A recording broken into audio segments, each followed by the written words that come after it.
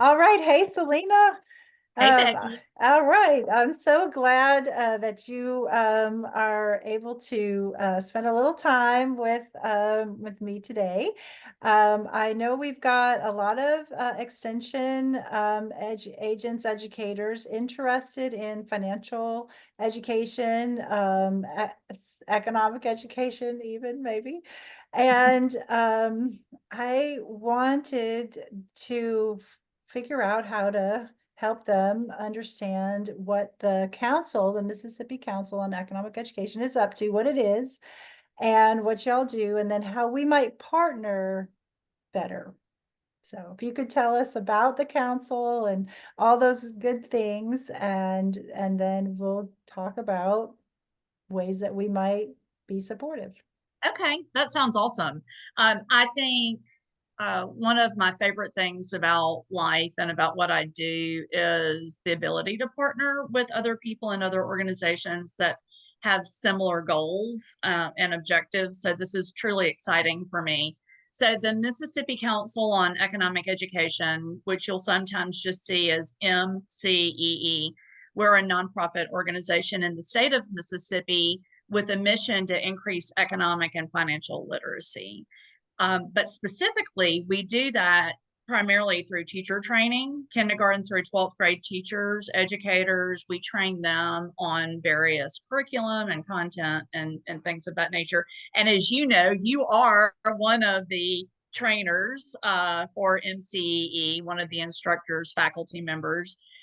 But ultimately what we're trying to do is to get educators ready to then train and educate our children, kindergarten through 12th grade students. So that's at a real high level. That's what we do. And we've been at this for 22, 23 years now.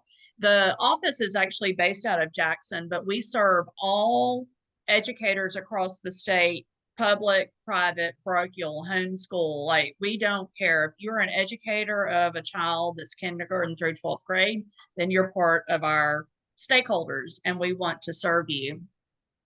And yeah, so that's who we are. And I think that answers your first question. Yes, I do want to highlight that the Mississippi Council, I mean, Mississippi is so known for so much of the things that that we're on the bottom of the good list and the top of the bad list, right? I want everybody to know that the Mississippi Council on Economic Education is at the top of the good list. We are. We Um, absolutely are. And you know, one thing that I failed to mention just a little while ago is that we are a council for Econ Ed, but we're affiliated with Centers for Economic Education. And those are at Mississippi State and Ole Miss and Delta State and Jackson State and Millsaps College and the University of Southern Mississippi.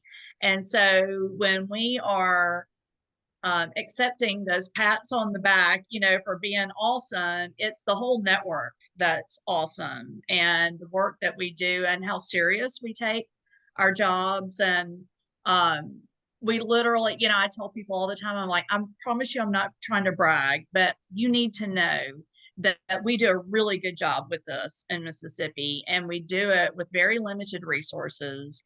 And just recently there was a report that came out, and I always feel like I'm mispronouncing it, but it's the Champlain report that gave Mississippi an A for financial literacy education. I could have just cried happy tears when that came out, you know, because we have all been working so hard towards this goal. And although primarily we got the grade because our state Department of Education has now required financial literacy for high school graduation through the college and career ready course.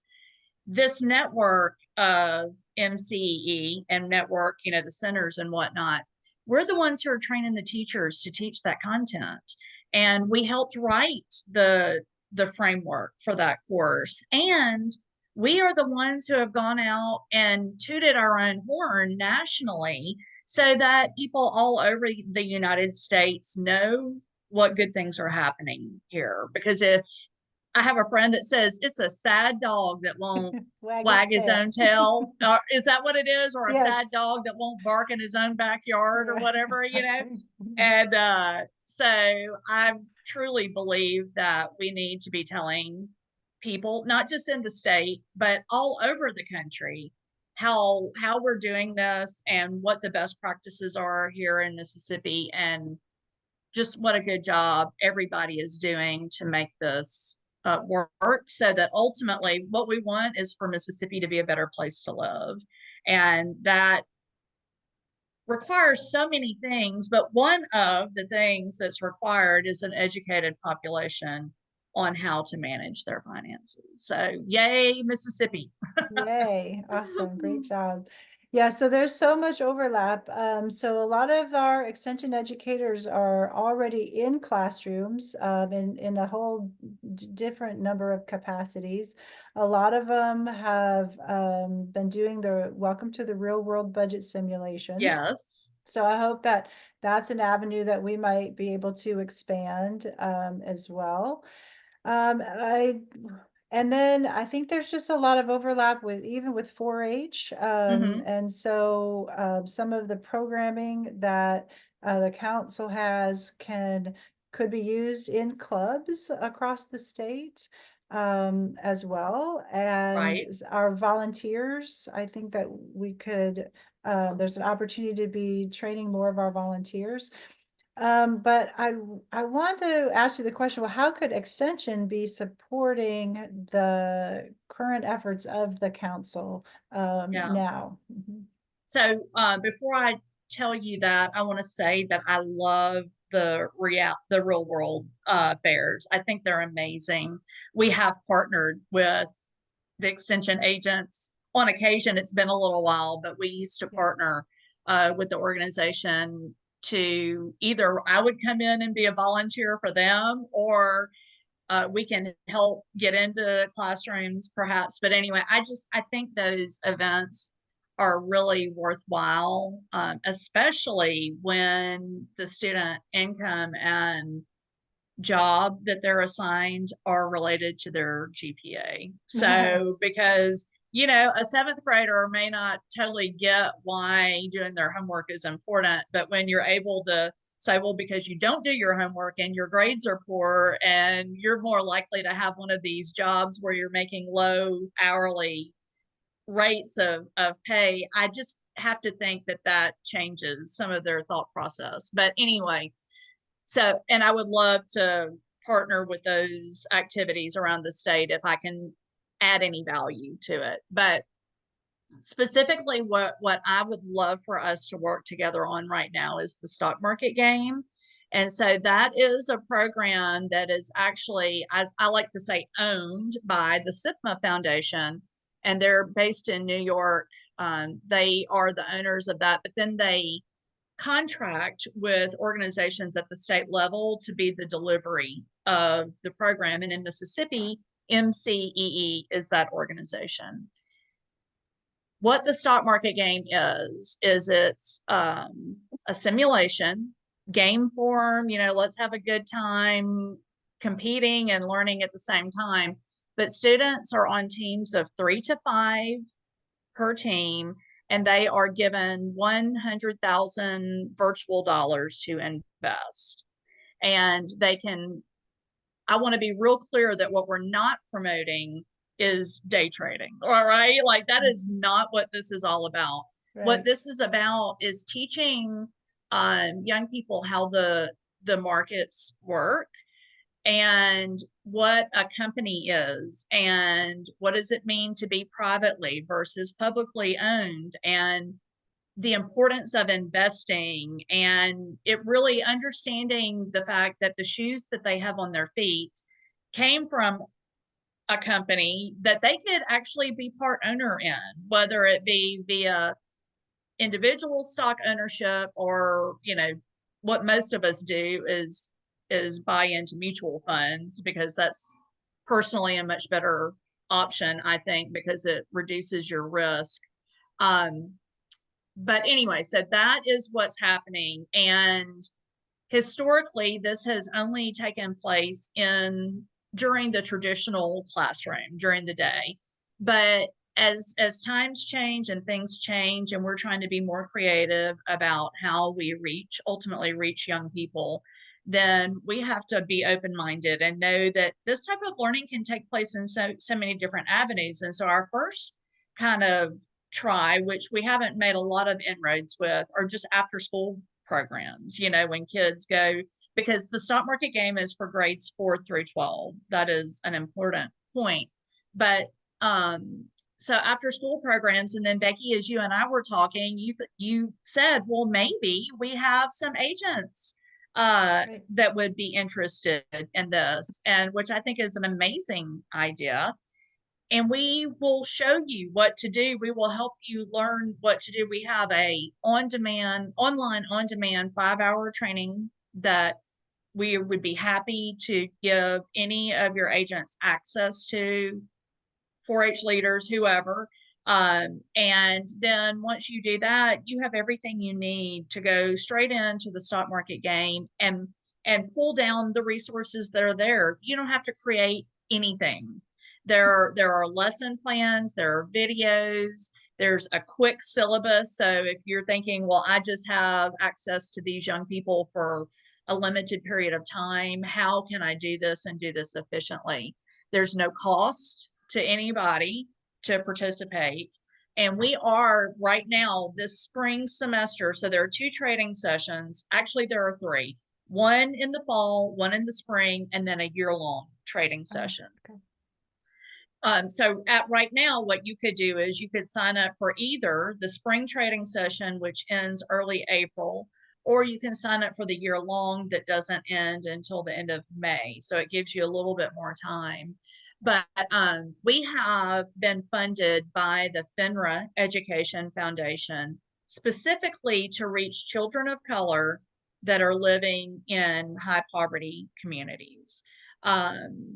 And the reason they are funding that is because that's just where it's hardest to reach these kids. It's Yeah. like the rich areas of the state, like they're already doing all this stuff. Those kids are getting exposure.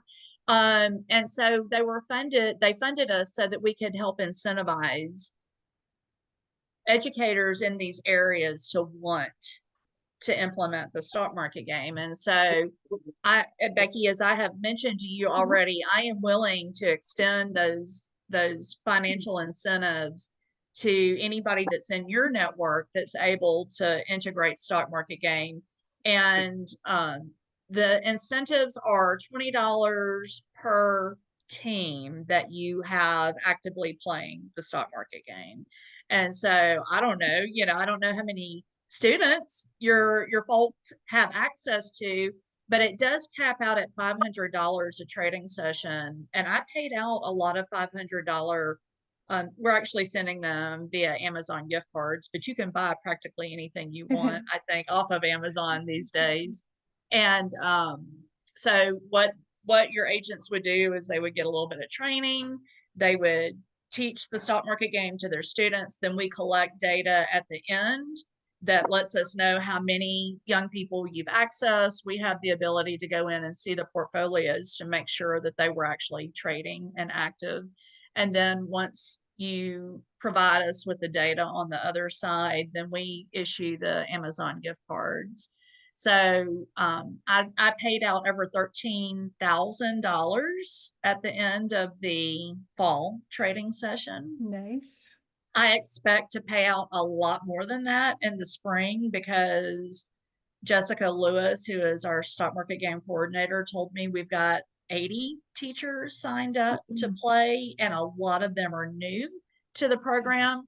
So that's cool. That means, we're not sure exactly if that's a cause and effect, but we like to think it's because of the incentives that are being offered to the adults, to the Yeah. educators. So if an extension agent, this could be a fun way to learn about the stock market. So I Absolutely. think, I know whenever I would do the workshops with teachers, it would be very intimidating. People are like, oh, Uh-huh. they don't know how it works, but that's the point. And so if and so the $20 may not be, if they only have one team, right, then Yeah, they could yeah, only get the $20. But if they could find a situation where they could get into a classroom, teams are uh, 3 to 5 students so is 3 to what 5 we ask students. for. So if you had a class of 25, that's $100. That's right. That's right. So Yeah, and then they would go in and they would doing the training or the trading, helping them guide the trading. So they wouldn't have to, be it would be a once a week, maybe a lesson or something, right. touching base. And the way that I always told teachers, like, you just do what you can. You That's learn right. a little bit and then you apply it. You're not going to get it all the first time. You do learn a little bit and apply it. And then the more you do it, the more you go, oh, okay. So, like the first time you'll only do long sales, right? You're not going Mm, to do a short sale kind of thing because right. like it's too much, right? But so I think that the most important thing that agents could hear is that they don't have to know anything about it now. Nope.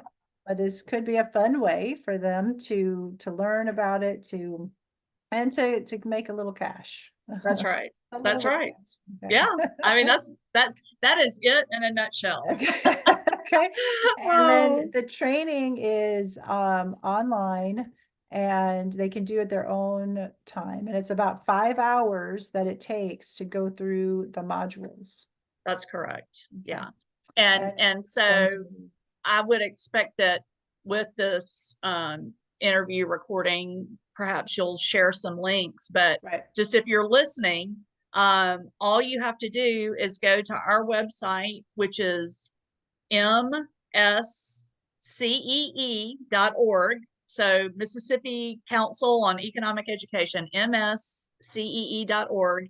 And if you go to the workshops tab on our website, then you can click through elementary, middle, or high school. It's listed in all 3 places, and you'll see stock market game, and you'll just fill out the form, and we'll take it from there as far as giving you access to that course. Yeah, so there you go. And Becky, I love that you pointed out that they can learn about the stock market this way. I mean, I was definitely an adult before I had any, I probably was in this job. No, I was a teacher. So I was a teacher before I had this job, and I got trained to play stock market Yes. game in my classroom. And I have a MBA, so maybe I had some understanding, but I learned more about the stock market and stocks and whatnot, just learning to teach it, going through the training and then teaching it in the classroom. So, Parents love it. Like when their students are telling them that they're learning about investing in stock markets, that people are listening. They're like, ooh, okay, this is a yeah, cool thing. So yeah, we'll for see if we sure. can get any traction with the extension. And if we get a couple here and there Yeah. and they have a good experience, that's something to build on. Do you want me just briefly to talk about Family Financial Fund Night, Oh or yeah, is yes, that another please. conversation? Yeah, no, Is that good? I think that would be great for sure. Okay. So I guess we'll close with this. I've told you that what we do is we provide education to teachers who then educate students. We have one program that doesn't follow that model, and it's Family Financial Fund Night. And these are generally evening events, although we've done them during the day on Saturdays in the past. So, Family Financial Fund Day. And they can be offered for either elementary school children and their parents, or so that's one set of activities, or there's a separate set for middle and high school students. And when you put these on, they're 2-hour events. They require a facilitator who is familiar with the fact that there are 5 stations that the families rotate through. And so there's a facilitator, and then each of the 5 stations needs 1 to 2 adults manning that station to assist the families going through the exercise. The only cost really that's associated with it, I mean, other than time, we know that there's that opportunity cost, but the price, I guess, of the event is that we usually feed, well, we always feed the families, and we do just a pizza meal for that. And then we try to incentivize families to sign up by letting them know that we'll do drawings for gift cards. So we purchase those, but they're super simple to put on. They're manpower heavy because you do have to have the facilitator and 10 other volunteers, and then you also have to go through the effort to promote and recruit the families, get them to sign up to attend. But they're really a lot of fun, and we're getting ready. I don't want to date this recording too much, but we're getting ready to do, as of today, one in Kosciuszko and one in Tupelo. And I know for a fact we'll be partnering with your extension agent in Tupelo for that one. We're working to set up that date. So if that's something they're interested in doing in their own communities, then they can reach out to me, and we'll see what we can do to make more of those happen around the state. Okay, perfect, because that's a curriculum that's all in a box. It's in a So box. Yep. basically, they're an educator or volunteer could all they have to do is coordinate and get volunteers. And so it sounds like the facilitator. Where does the facilitator come from? So I have historically I have facilitated when they're in the Jackson area, but I also have hired educators. So they're both, Kosciuszko and Tupelo will be led by a master teacher of economics, master teacher of personal finance, that kind of person. And so that has been a model. We had educator on staff for a year, and he did a couple of them for us. But I have also hired someone in the community that had a passion for financial literacy that wasn't necessarily extremely knowledgeable about personal finance. They don't, I mean, it's helpful if they are, because then they can talk to the families about more things. But the exercises are standalone, Okay. everything and so the facilitator's job really is just keeping the show on, going Yeah. on time. Uh, Okay. So it yeah, sounds like the extension agents could fill the bill for facilitators if you have a absolutely. need for them around the state. So That's because we correct. have, because our people fit the bill for passionate and Yep. informed. So And the that's the good. toolkit will tell Excellent. them everything they need to know, and I'll share that with Okay. anybody who's interested. Or perhaps I can just go ahead and give it to you, and you can send it out with this Yes, recording. that's what I'm gonna do. That's Okay. what we want to do for sure. All right. Well, Okay. Selena, thank you. Great job. And I guess what I tell, like for the hat that I wear for the center, running the center, what my spiel is like, I work with teachers, any grade, any subject, that is ready, willing, like to put in, um, economics, personal finance, and entrepreneurship. So we have programming around all of those. So that's the heart of the economic education. And That's it. so, all right, Selena, great job. Thank you. Thank you, Becky. That didn't capture our chat, did it? Like that recording won't.